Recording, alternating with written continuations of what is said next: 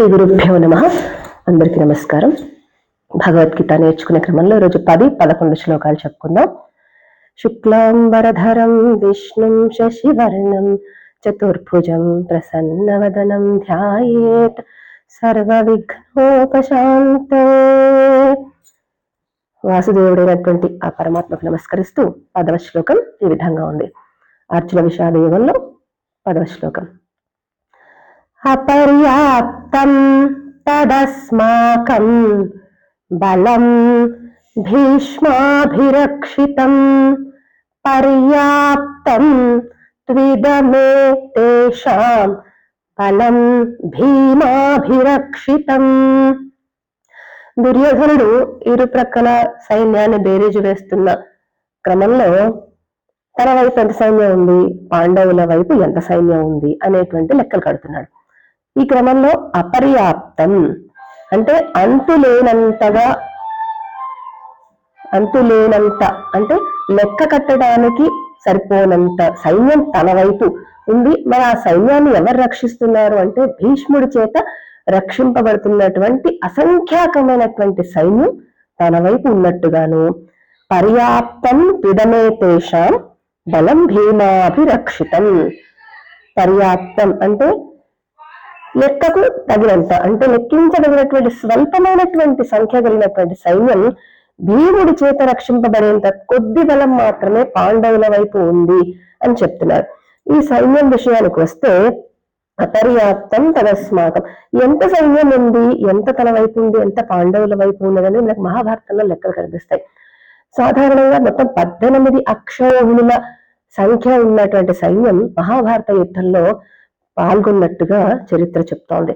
అయితే ఇక్కడ అక్షౌహిణి అనేటువంటి ఒక సంఖ్యకు మనం దగ్గరగా ఊరికే పెద్దలు చెప్పిన సంఖ్యకు కొద్దిగా తీసుకుంటే ఒక అక్షౌహిణి అంటే ఒక 21,600 ఏనుగులు, 21,600 రథాలు, మళ్ళీ ఈ రథాలకు ఒక్కొక్క రథానికి 4 చొప్పున రక్షకులు, ఇంకా 6,600 గుర్రాలు. ఇవేవి కాకుండా 1,09,000 చిల్లర పదాతి సైన్యం, అంటే నడిచి వెళ్ళేటువంటి సైన్యం. ఈ అంత సమూహాన్ని కలిపి ఒక అక్షౌహిణిగా లెక్కన పెడతాం. ఇంత సమూహాన్ని మనం రథ, పదాతి, గజ, తురగ, ఏనుగులు, గజ, ఇన్ని 4 రకాలైనటువంటి ఈ సైన్యాన్ని కలిపి మనం అక్షౌహిణిగా లెక్క పెడతాం. ఇలాంటి అక్షౌహిణులు కౌరవుల వైపు పూర్తిగా 11 అక్షౌహిణుల సైన్యం కౌరవుల వైపు ఉంటే 7 అక్షౌహిణుల సైన్యం పాండవుల వైపు యుద్ధం చేసినట్లుగా మనకు మహాభారతం చెప్తోంది. ఇలాంటి ఒక సైన్యం భీష్ముడి చేత అటు కౌరవుల వైపు రక్షింపబడితే ఇటు భీముడి చేత మిగతా సైన్యం రక్షింపబడుతోంది అని మనకి ఈ శ్లోకం యొక్క భావం. 11వ శ్లోకం. అయనేషు చ సర్వేషు యథా భాగమవస్థితాః భీష్మమేవాభిరక్షन्तు భవంతః సర్వ ఏవ హి. ఇలా ఉన్నటువంటి ఈ సైన్యంలో ఎందుకో ఒక చిన్న అనుమానం కలుగుతోంది దుర్యోధనుడికి. ఏమిటంటే ఇన్ని లక్షల సైన్యం నా వైపు ఉన్నా నాకెందుకో అంత తక్కువ సైన్యం ఉన్నటువంటి పాండవుల వైపే బలం ఎక్కువగా ఉన్నట్టు మనస్సు చెప్తోంది ఆచార్య.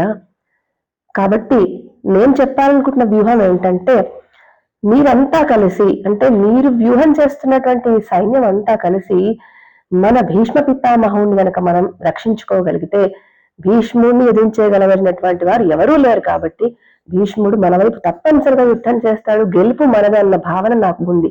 కాబట్టి మనం అంతా కలిసి భీష్ముడిని రక్షించుకునే ప్రయత్నం చేద్దాం. మీరంతా మీ వ్యూహాల ద్వారా అయనేషు చ సర్వేషు, అయనేషు అంటే రకరకాలైన వ్యూహాల ద్వారా, సర్వేషు అన్ని మార్గాల యందు కూడా, యథా భాగం అవస్థితాః మన వీరులందరినీ కూడా భీష్ముని రక్షించే విధంగా పెట్టండి, ఏర్పాటు చేయించండి. భీష్మమేవాభిరక్షन्तు భవంతః సర్వ ఏవ హి. మీరంతా కలిసి భీష్ముని రక్షించే విధంగానే మీ వ్యూహాలను ఏర్పాటు చేయండి. భీష్ముడు ఒక్కడు చాలు మనకి విజయాన్ని ప్రసాదించడానికి, ఆయన ఒక్కడు బాగుంటే చాలు. కాబట్టి ఆయన రక్షించవలసినటువంటి బాధ్యత మీ మీద ఉంచుతున్నాను. మీరు ఎలాంటి వ్యూహాలు ఏర్పాటు చేసినా సరే ఆయన రక్షించే విధంగా ఉండాలి. దుర్యోధనుడి వ్యూహం ఈ విధంగా నడుస్తోంది.